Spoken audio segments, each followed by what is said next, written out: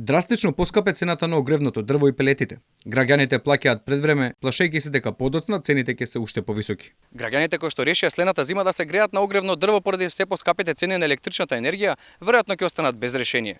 Огревното дрво е многу поскапо од лани, а и складиштата се празнат се побрзо. Во моментов цената на буката во складиштата кои ги посетивме изнесуваше 3800 денари, додека пак дабот достига вредности до 4600 денари. Собствениците на складиштата за огревно дрво велат за новата цена има повеќе причини, а очекуваат и понатаму да расте. Качени заради нафтата, работната снага на работниците, значи тоа нафтата се е со нафта, и сечење, и носење, и секоја работа што се чепка во врска со дрвата, све е по нафтата. Значи, е покачено дека нема работници, обично нема работници, работната снага е покачено 100%. Граѓаните со кои разговаравме велат огревното дрво е прескапо и не знаат како ќе се снајдат. Скапа е све скапо, сега нема живот и тоа. Цена за дрво превисоко. Може би е вредит, пошто се е качено и тоа да се качи.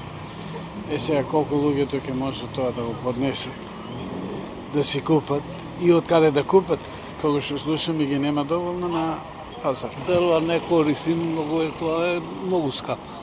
Јас сум на парно грејење со пелети.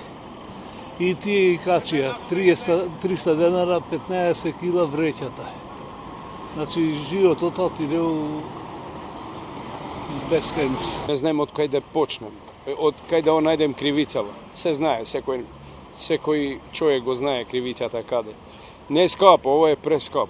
Како ќе се живи, Господ да не брани. За се поскапите цени на огревното дрво побаравме и став од јавното претпријатие Македонски шуми, но оттаму ни објаснија дека за одговор мораме да почекаме неколку дена. Состојбата дополнително се искомплицира со забраната за извоз од Босна и Херцеговина, како и од соседна Србија, што направи голем број од складиштата кои увезуваат да останат празни, поради што огревно дрво и пелети не само што се поскапи, туку е тешко и да се најдат.